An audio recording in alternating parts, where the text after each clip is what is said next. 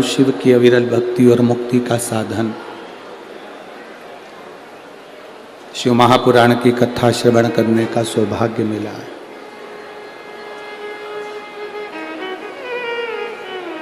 हमने पहले भी कथा में कहा, आज फिर कहते हैं कि जैसे मेहमान जाते हैं तो मेहमान जाते जाते घर के छोटे छोटे बच्चों को कुछ ना कुछ देकर जाते हैं।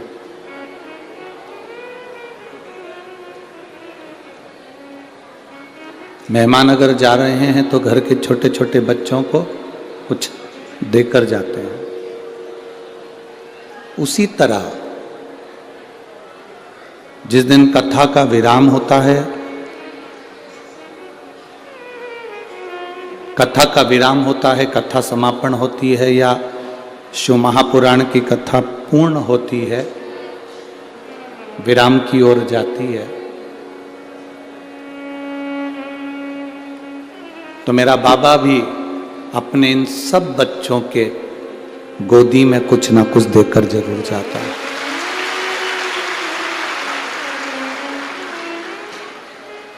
क्योंकि वो जगत का पिता है। कथा के प्रथम दिवस में अपन ने स्मरण करा था कि ब्रह्मा जी ने भगवान विष्णु जी से पूछा था कि आपके पिता कौन है, और भगवान विष्णु ने कह दिया था कि ये मेरे पिता है। भगवान शिव मेरे पिता।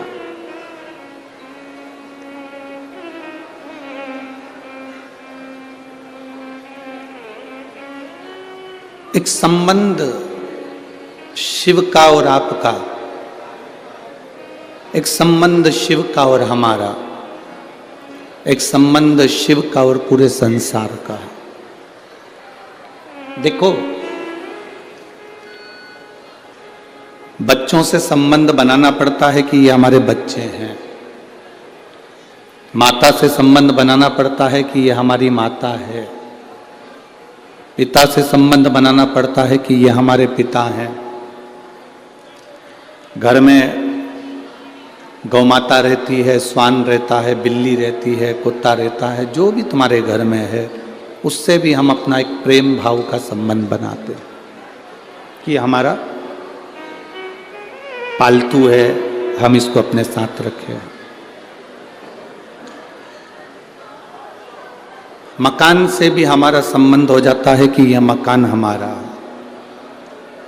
दुकान से भी एक संबंध हो जाता है कि यह दुकान हमारी है। ये दुनिया के जितने संबंध हैं, मामा, काका, बुआ, चाचा, मकान, जमीन, जायदाद, रिश्ते, नाते, सारे संबंध हमको बनाना पड़ता है। पर दुनिया का केवल एक संबंध ऐसा है जिसको बनाना नहीं पड़ता, वो बना बनाया आता है। वो जीव का परमात्मा से संबंध है जो बना बनाया आता है। उसको कोई बनाता नहीं है, उसको कोई नहीं बनाता। संगीत वाले की आवाज कम करो बाबा। जीव का जो संबंध है, आत्मा का और जीव का जो संबंध है, इसको बनाया नहीं जाता, वो बना बनाया। इस संबंध को कोई नहीं बना सकता। जब मृत्यु लोक में हमारा जन्म हुआ, संसार सागर में हम पैदा हुए, संसार सागर में हमारा जन्म हुआ, तब परमात्मा खुद आपको पृथ्वी पर जब जन्म देता है तो अपने ही अंश से प्रकट कर कर भेजता है।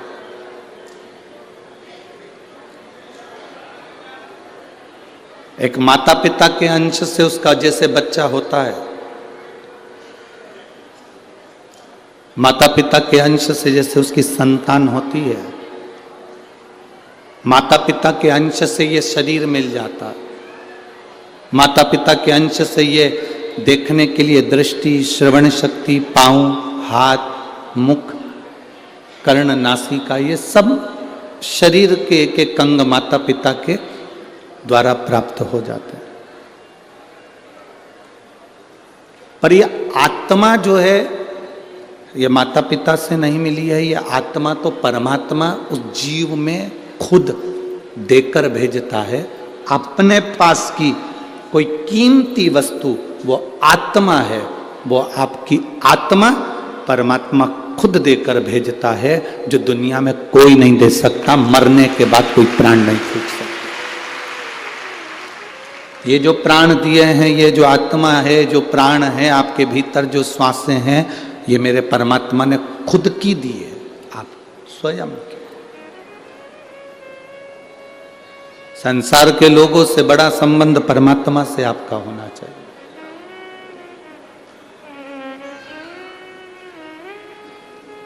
दुनिया में ऐसा कोई व्यक्ति नहीं है जो तुम्हारे काम आएगा, पर तुम्हारी दुख की घड़ी में एक जरूर काम आएगा, तुम्हारा करा गया भगवान का भजन, तुम्हारा किया गया परमात्मा का नाम और शंकर जी पे चढ़ाया गया एक लोटा जल तुम्हारी अंत अवस्था में जरूर काम आएगा। सीहोर वाला महाराज तुम्हारी दुख की घड़ी में कभी नहीं पहुंचेगा, यह अंदाजा हटा देना कि सीहोर वाला महाराज हमारी दुख की घड़ी में आ जाएगा। सीहोर वाला महाराज तुम्हारी दुख की घड़ी में कभी खड़ा नहीं होगा। महाभारत का चरित्र उठाकर देखना, द्रौपदी का चीर खिंचा रहा है और द्रौपदी धृतराष्ट्र के सामने जाकर कहती है कि तुम मेरे काका ससुर हो। धृतराष्ट्र कहता है मेरी आंखें नहीं है। गांधारी कहती है मेरी आंखों पर पट्टी है। भीष्म पितामह कहते हैं मैं दुर्योधन के घर का अन्न खाया हूं। पति कहते हैं हमने हरा दिया तुझको। रोती रोती द्रौपदी गुरु द्रोणाचार्य के सामने जाकर खड़ी होती है और कहती है कि मैंने आपसे गुरु दीक्षा ली है, आप मेरे गुरु हो। कोई नहीं बचा सकता, कम से कम गुरु तो बचा सकता है। गुरु द्रोणाचार्य ने कहा इस सभा में जितने बैठे हैं कोई तुझे बचाने वाला नहीं होगा।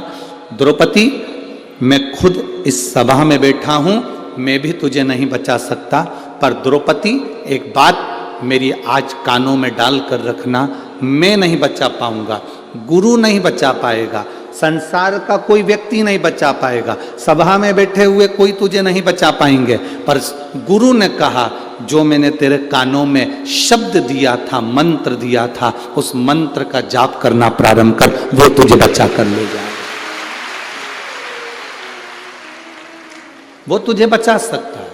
और अंत समय प्रभु वचन दिया तो आप भी जितने रोड पर बैठे हुए हैं, जितने बाहर बैठे हुए हैं, जितनी दुकानों में बैठे हुए हैं, गाड़ियों पर, दीवालों पर, ट्रैक्टरों पर, टैंकरों पर, जहाँ जहाँ तुम लोग चढ़कर बैठे हो वहीं से बोलो अंत समय प्रभु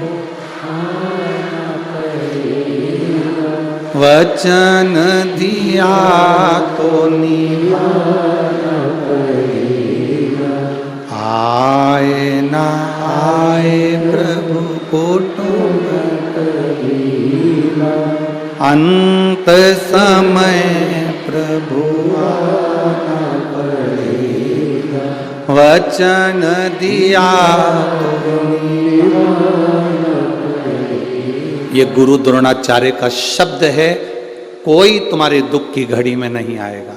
ये अंदाजा छोड़ देना कि सीहोर वाला महाराज तुम्हारी दुख की घड़ी में खड़ा होगा। तुम्हारी दुख की घड़ी में सीहोर वाला महाराज कभी नहीं आएगा। पर एक बात याद रखना, दुख की घड़ी में सीहोर वाला महाराज नहीं आएगा, पर सीहोर वाला महाराज की जो तुमने बात मानी है, शिव जी के मंदिर में एक लोटा जल चढ़ाया है, एक बेलपत्र चढ़ाई है, श्री शिवाय नमस्तुभ्यम बोला है, वो तुम्हारे सामने जरूर है। उसके सिवाय कुछ नहीं।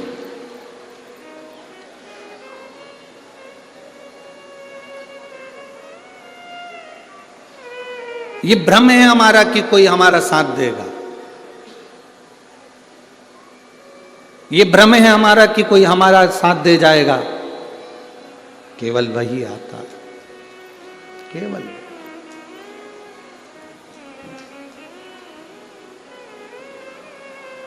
प्राण उसने दिए हैं। शरीर भले माँ बाप ने दिया है पर प्राण उसने दिया है। जिसने प्राण दिए हैं उस प्राण की रक्षा के लिए, शरीर की रक्षा के लिए नहीं, प्राण की रक्षा के लिए जिसने प्राण दिए हैं उस प्राणनाथ को पुकारोगे तो वो प्राण की रक्षा के लिए आपके नजदीक में आकर खड़ा जरूर होगा, वो आएगा।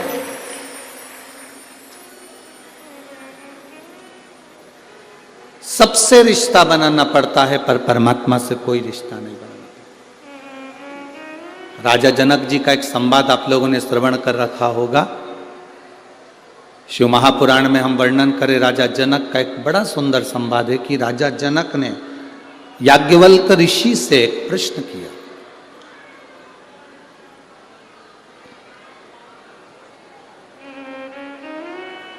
बहुत सावधानी से आज की कथा सुनना, क्योंकि विराम दिवस की कथा है। इसमें से कोई निकल कर भी जाए तो उसके पांव पड़ लो। 2 घंटे की कथा, बैठ जाओ, हमें सुनने दो, हमें केवल सुनना है। कुछ नहीं चाहिए बाकी का, कथा का रसतत्व लेकर चले जाओ। हम तो आपको ना लड्डू दे सकते हैं, ना पेड़ा दे सकते हैं, ना तुम्हारे लिए कोई गाड़ी लगा सकते हैं, ना घोड़ा लगा सकते हैं। हम तो केवल ये कथा बाँचने का बाबा की कृपा से बाँच रहे हैं। वो बचवा रहा है, हनुमान जी महाराज सुन रहे हैं, सरकार ने बुला लिया, महाराज जी ने, हनुमान जी ने महाराज जी को प्रेरणा दी, उन्होंने ये कथा करवाई। आज पूरा ददरवा धाम में ऐसा कोई घर नहीं जहाँ पब्लिक ना भरी पड़ी है, भक्त ना। पूरी रात से लगातार गाड़ियां भरा भरा कर आप लोग आ रहे हैं, पूरी रात हो गई है, पूरी रात।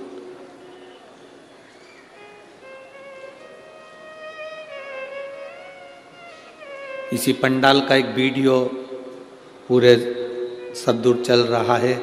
एक व्यक्ति पंडाल की ये ऊपर की बाउंड्री पे जो लड़के बैठे हैं, इसी बाउंड्री पर वो अपनी चद्दर बांधकर सो गया, जगह नहीं मिली तो, और रात भर भगवान की कथा के लिए इंतजार करता रहा, रात भर।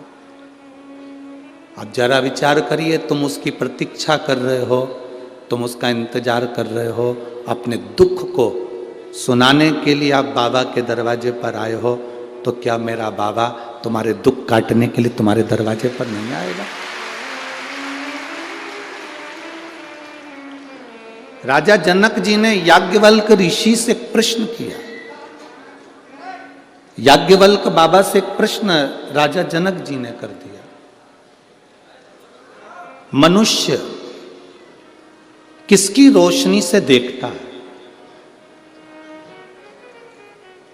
ये राजा जनक जी ने याज्ञवल्क बाबा से प्रश्न किया कि मनुष्य किसकी रोशनी से देखता है?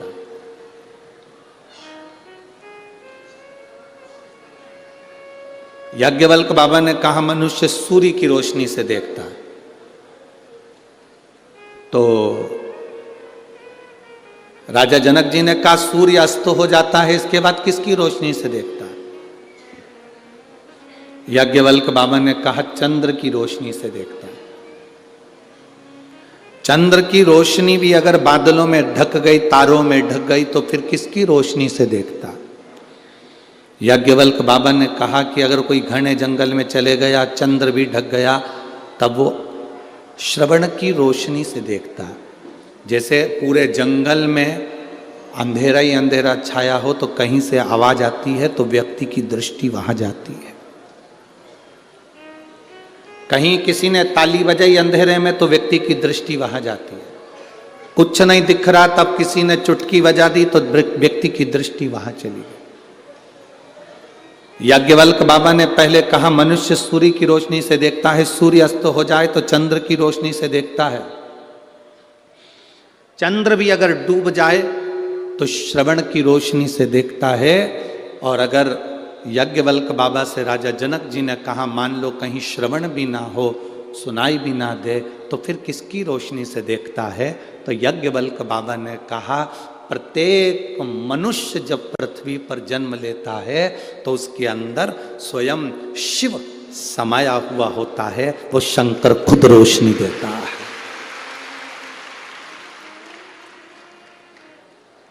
भारत की भूमि पे के ऐसे ऐसे राजा हुए जिन्होंने शंकर भगवान का प्रतिदिन अभिषेक करा है। राजा जनक जी शिव जी का रोज अभिषेक करते थे। राजा दशरथ जी शंकर भगवान का रोज अभिषेक करते थे। आप खुद रामचरितमानस को अपने घर पर जाकर पढ़ना। जब कैकेयी ने वर मांगा 14 वर्ष के लिए राम वन जाने लगे, तब दशरथ जी की आंख में आंसू थे। तब उन्होंने भगवान शंकर को याद किया था कि शंभु आप पधारो, मेरे दुख का निवारण करिए। रोज प्रतिदिन देवाधिदेव महादेव का अभिषेक जो करता है, हम आपसे ये नहीं कहते कि आप रोज दूध दही शहद घी लेकर मंदिर में जाओ। जो प्रतिदिन रोज शिव का अभिषेक करता है, अभिषेक का मतलब तो ये भी होता है कि दूध दही शहद ले जाने से अभिषेक की मूलता नहीं है। अभिषेक का मतलब ये भी है कि आप अपने घर से अगर 1 लोटा जल लेकर शंकर जी के मंदिर में पहुंचे हो तो वो भी अभिषेक से कम नहीं है। प्रतिदिन बाबा का अभिषेक है,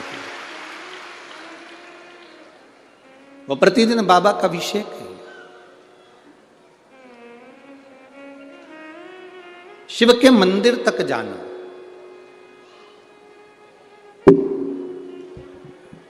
भगवान शंकर के मंदिर तक पहुंचना, भगवान शिव के द्वार तक जाना, भगवान शंकर की चौखट तक पहुंचना। और यहां तक शिव महापुराण की कथा कहती है, मान लो, एक ध्यान लगाइए, मान लो अगर आप शिव के मंदिर तक लोटा लेकर जल लेकर नहीं भी पहुंचे,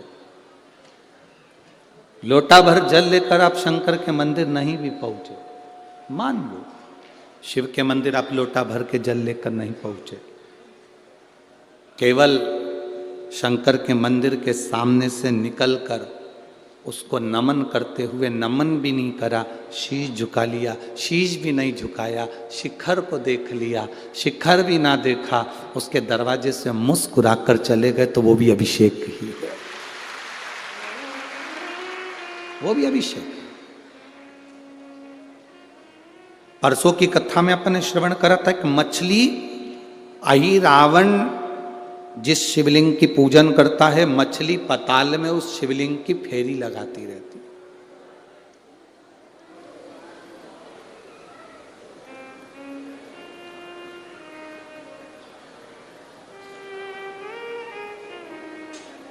मछली शिवलिंग की फेरी कर रही है, उसके आसपास घूमती रहती है।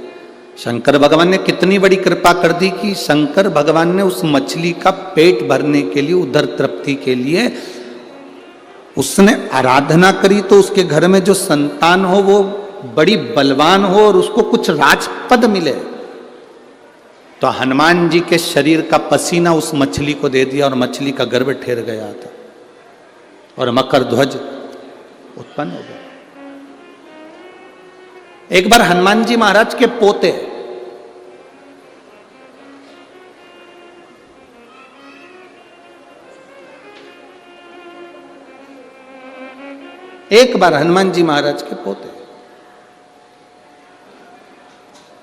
अब हनुमान जी महाराज के पोते मोरध्वज, मकर ध्वज का बेटा, हनुमान जी महाराज के पोते ने एक बार श्री हनुमान जी महाराज के सामने खड़े होकर एक प्रश्न कर दिया था। और जितने बच्चे अपने माँ बाप से प्रश्न नहीं करते, उससे ज्यादा प्रश्न अपने दादाजी से करते हैं। मोरध्वज के दादाजी हैं श्री हनुमान जी महाराज।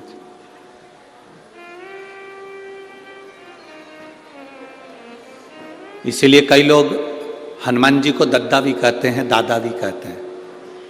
आप लोगों ने सुना है कि नहीं सुना? कई लोग हनुमान जी को कहते हैं भैया दादा की कृपा है, दद्दा की कृपा है, भगवान की कृपा।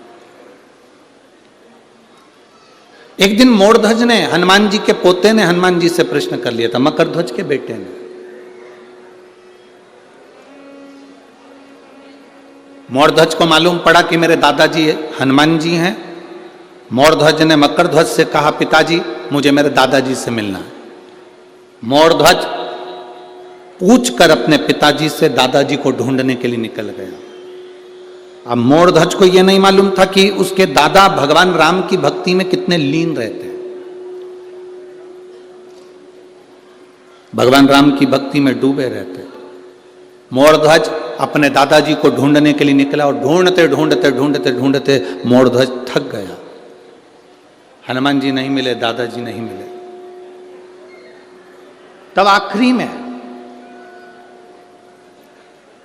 मोरध्वज अपने दादा को ढूंढते ढूंढते ढूंढते ढूंढते जब थक गया, तब अंजना माता के पास में पहुंच गया और उसको नहीं मालूम था कि ये मेरी परदादी हैं जिनके पास में मैं पहुंचा हूं। पर अंजना माता ने मोरध्वज को पहचान लिया। बड़ा सुंदर उसका स्वरूप था, बड़ा सुंदर, बहुत सुंदर उसका स्वरूप। मेरी जीजियों,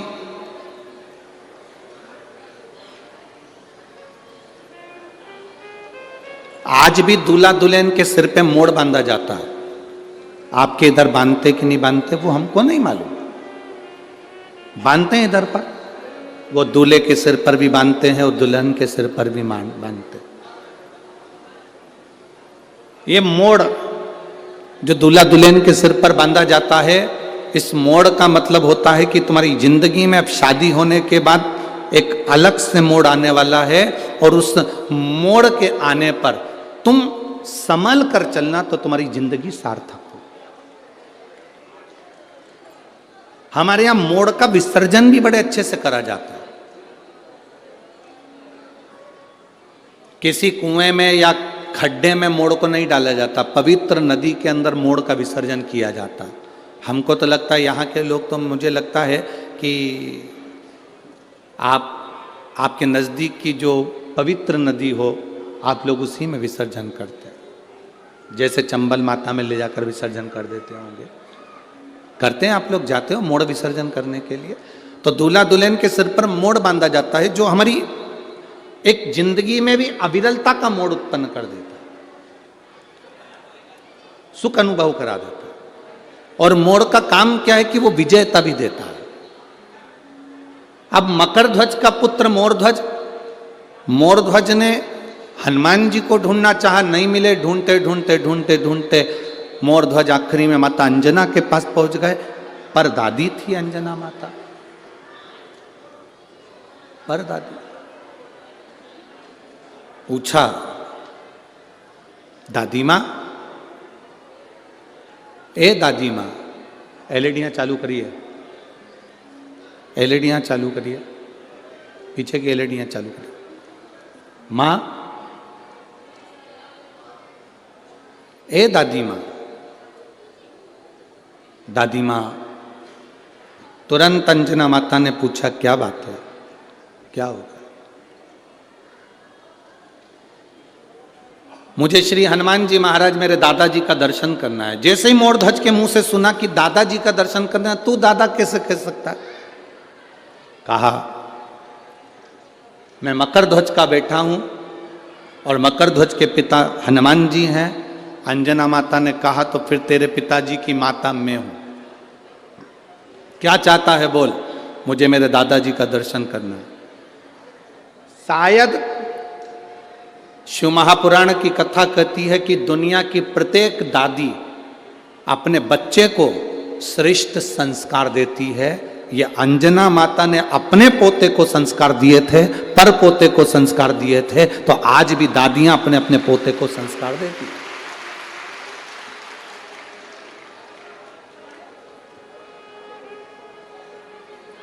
एक मां भले बच्चे को कुछ भी सिखा दे, एक पिता भले अपने बच्चे को कुछ भी सिखा दे, पर जो घर की बुजुर्ग दादी होती है, जो घर की बूढ़ी मां होती है, वो बच्चे को श्रेष्ठ संस्कार देती है।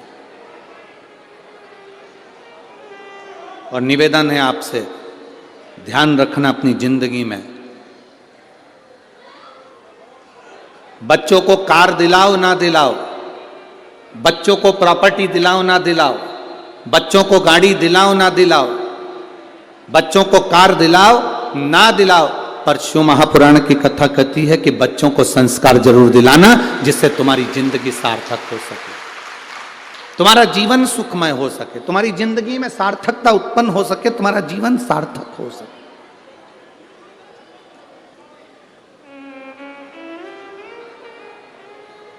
तुम्हारे जीवन में एक आनंद की अनुभूति हो सके,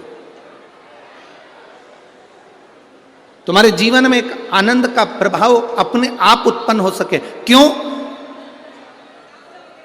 ये धन, ये दौलत, ये संपदा, ये सत्ता, एलईडियां चालू करिए, एलईडियां पीछे की एलईडियां चालू करिए।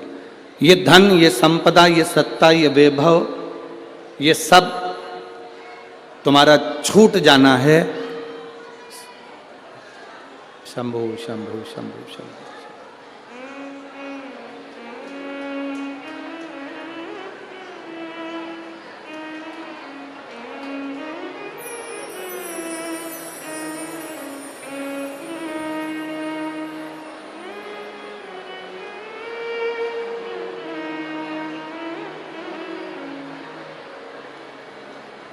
शंभो शरणे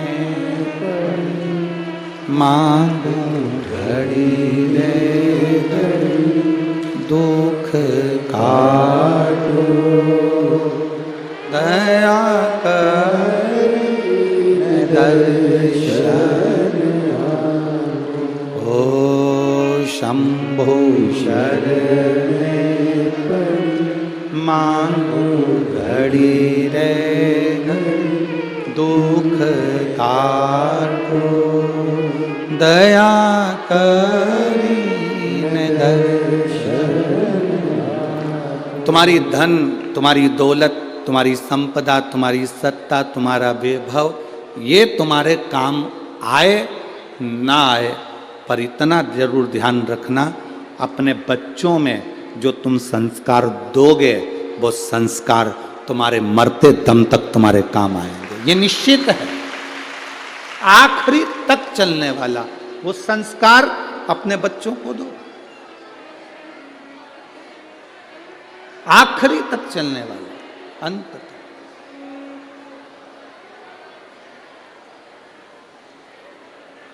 जो जिंदगी की सार्थकता सिद्ध कर दे। संसार में जन्मा हुआ प्रत्येक मनुष्य, संसार में जन्म लेने वाला प्रत्येक मानव, संसार में जन्म लेने वाला प्रत्येक मनुष्य, प्रत्येक मानव, भीतर जो परमात्मा समाहित है, भीतर जो शिव तत्व आपके समाहित है, उससे वो परमात्मा का दर्शन कर सकता है। अच्छा एक बात बताओ, जब ज़्यादा बीमारी हो जाती है वेंटिलेटर पर पटक देते हैं, और वेंटिलेटर पर पटकने के बाद फिर डॉक्टर एक बात कह देता है, हम पूरी कोशिश कर रहे हैं। बोलो री जी, सही बात है ना? डॉक्टर क्या कहता है? हम पूरी कोशिश कर रहे हैं, पूरी कोशिश हम कर रहे हैं, सारी कोशिश हम कर रहे हैं, पूरी कोशिश हम कर रहे हैं, पर अब जो है कि हमारे हाथ में कुछ भी नहीं है। अब किसके हाथ में है? अब उसके हाथ में। मतलब डॉक्टर को भी मालूम है कि एक और डॉक्टर बैठा हुआ है, वो डॉक्टर जो बैठा है वो अलग से इलाज कर देता है, और कैसे इलाज करता है ये किसी को नहीं मालूम पड़ पाता, वो निहाल कर देता। एक और बैठा,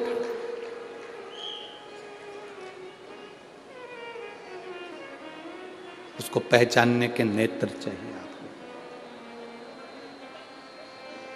उसको जानने के नेत्र चाहिए आपको।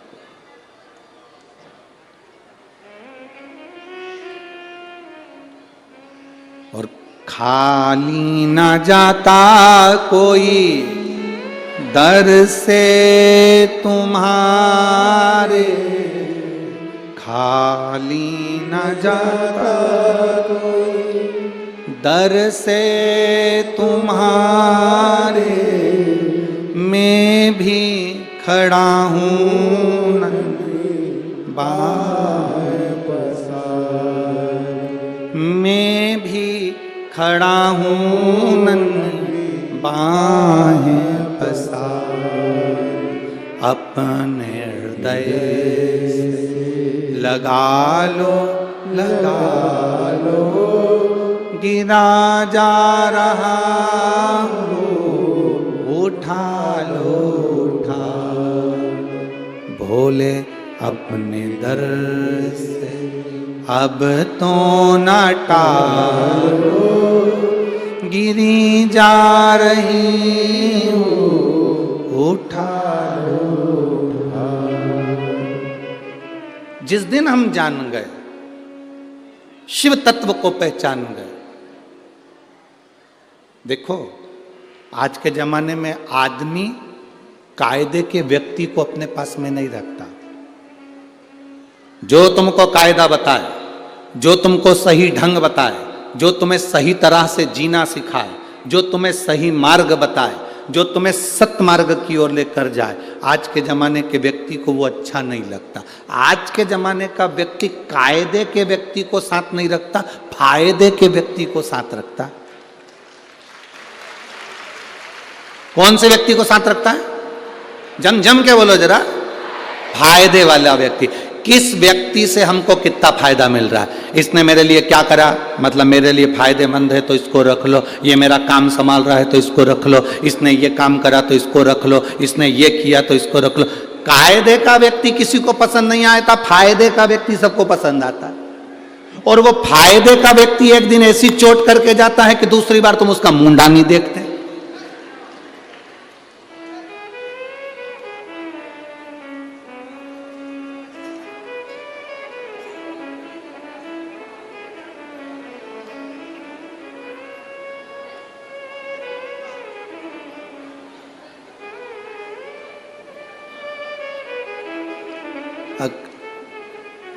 कोई लोग बात करते हुए जा रहे थे, कायरी जब ददरुआ दाम में इतनी भीड़ काय आ गई,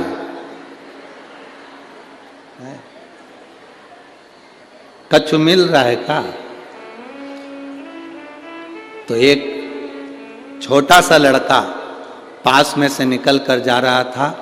वो कह रहा था, यहाँ कुछ नहीं मिल रहा। तुम ये मत सोचो कि यहाँ कोई फायदे की चीज मिलेगी।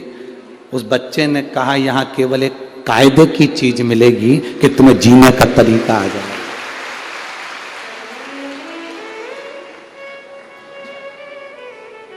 तुम्हें जीने का तरीका।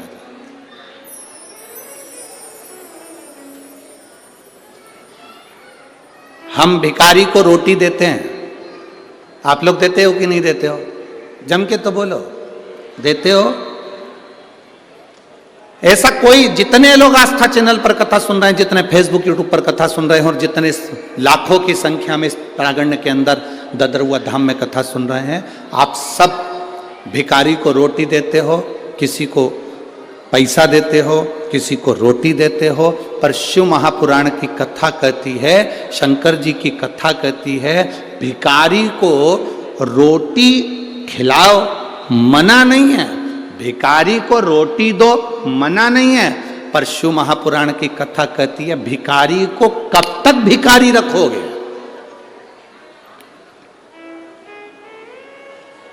भिखारी को कब तक भिखारी रखोगे?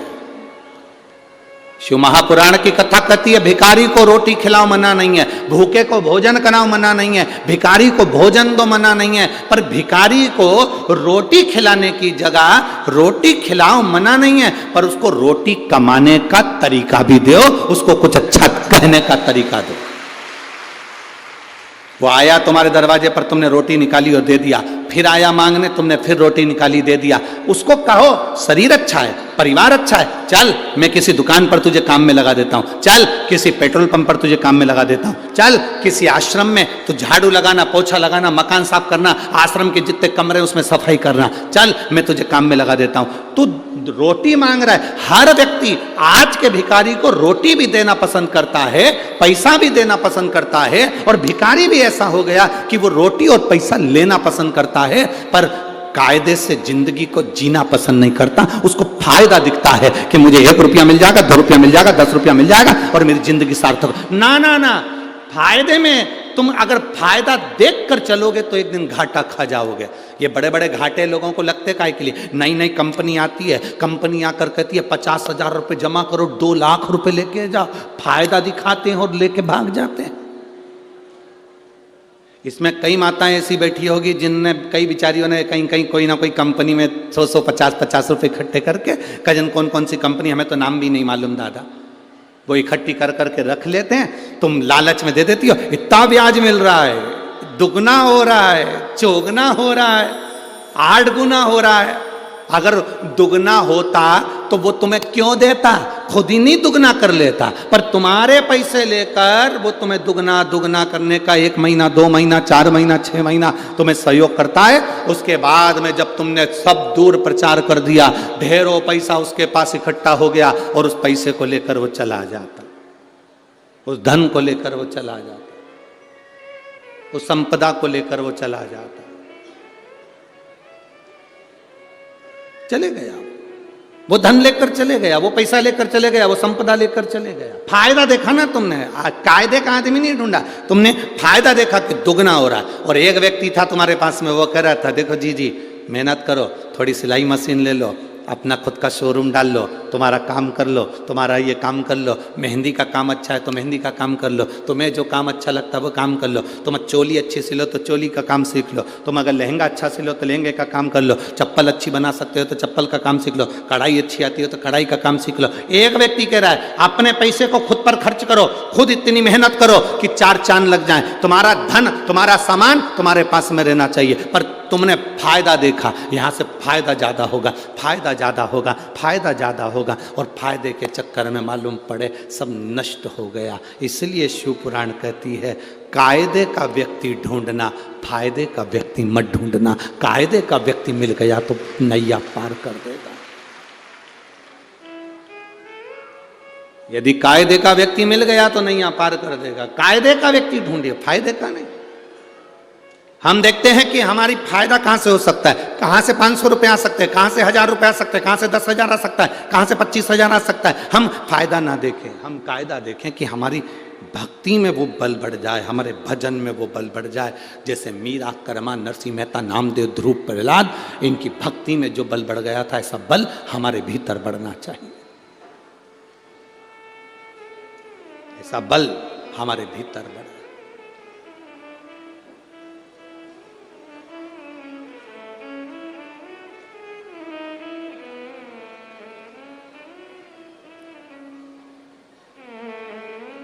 अब ढूंढो। शिव महापुराण की कथा कहती है तारकासुर ने मृत्यु मांगी भगवान से, मृत्यु। और तारकासुर ने भगवान से मृत्यु मांगी तो मांगा ये कि मैं शंकर जी के पुत्र के द्वारा मरूं। थोड़ा इधर घुमा दो उसको। मृत्यु मांगी।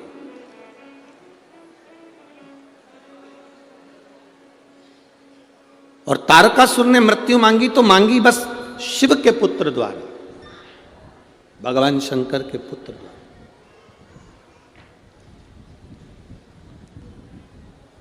उन्होंने और मृत्यु मांगने का केवल एक साधन जो लिया वो भगवान शंकर के पुत्र। क्यों शंकर जी के पुत्र द्वारा? क्यों?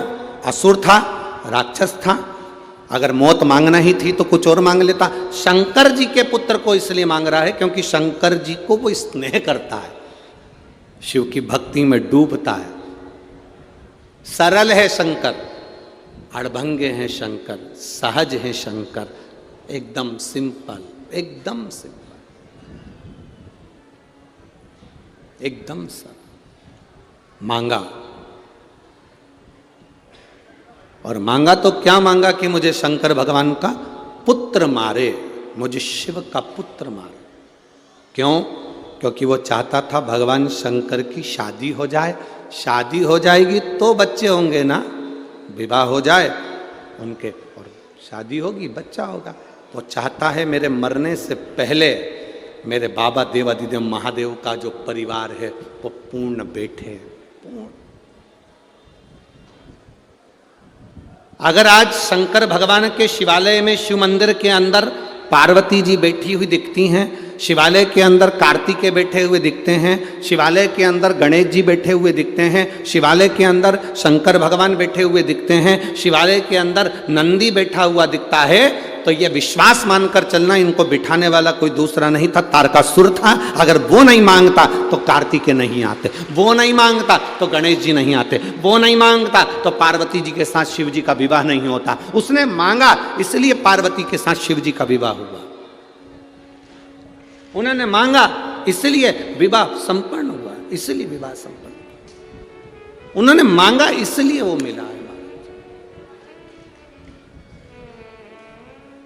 वो मांगते नहीं तो ये कार्तिकेय आता भी नहीं, ये गणेश जी आते भी नहीं।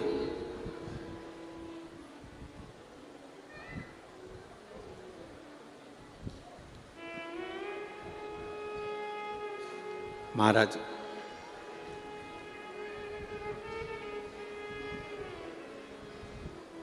तारकासुर के प्राण चले गए। तारकासुर के 3 बेटे थे, तारकाक्ष, विदुम्माली, कमलाक्ष की। तीनों ने 3 पुरियां बसा ली थी और उन 3 पुरियों के राजा बनकर बैठ गए थे। किसी देवता से उनकी पुरियां भस्म नहीं हुई। पुरी का मतलब होता है नगर, शहर, प्रदेश।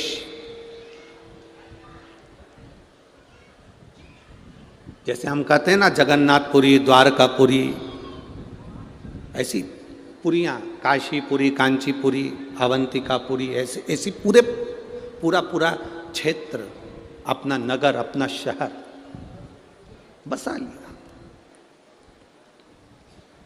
अब जब तारकासुर के 3 बेटों ने अपनी अपनी पुरियों का निर्माण कर लिया, एक बेटे ने मांगा मुझे सोने की पुरी बनाओ, सोने का नगर, एक ने मांगा मुझे चांदी का नगर बसाओ, तीसरे ने कहा मुझे लोहे का नगर बसाओ। 3 नगर बस गए, बड़े बड़े नगर। उपद्रव चालू कर दिया।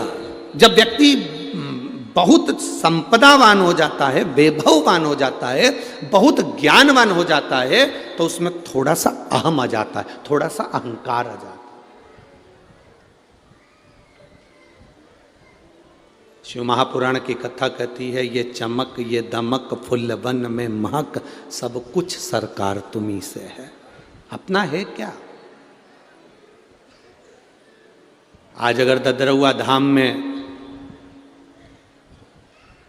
इतना विशाल विशाल आयोजन अगर हो रहा है, ददरौआ धाम में इतना विशाल विशाल कथाएं हो रही हैं, भंडारे हो रहे हैं, भोजन चल रहा है, लोग भगवान की भक्ति कर रहे हैं, तो ये चमक, ये दमक, फुल्लवन में महक, सब वो श्री हनुमान जी महाराज की है, जिन्होंने संसारवासी को सब कुछ उनका। और इस ददरौआ धाम में विराजमान होने वाले, चाहे महाराज जी के गुरु जी हों, जिनका ये वर्ष चल रहा है, जिसका ये आयोजन चल रहा है, CAPA उत्सव चल रहा है, चाहे महाराज जी हों, चाहे उनके दादा गुरु हों, चाहे उनके गुरु हों, जिन्होंने भजन किया, भक्ति करी, उसका फल है, उसका फल। हमने पहले दिन की कथा जब चालू करी थी तो हमने श्री अखिलेश तिवारी जी, जो यहाँ के यजमान बने हैं, गुरु जी के कृपा पात्र, तो हमने उनसे कहा था शिव महापुराण के यजमान बनने के लिए लोग, महाराज जी 2027 तक लाइन लगाकर खड़े हुए हैं। ये तो महाराज जी की कृपा थी जो अखिलेश तिवारी जी आपको ये यजमान पद मिला। ये गुरु की कृपा हुई तो मिल गया, गुरु की कृपा।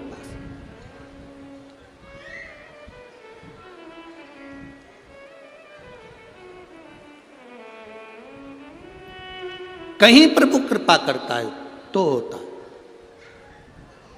महाराज 2027 2028 तक के लाइन लगी हुई है शिव महापुराण की, केवल कथा का रसतत्व ग्रहण करने के लिए।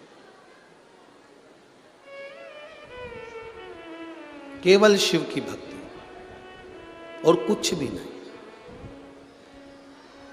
क्यों लाइन लगी है?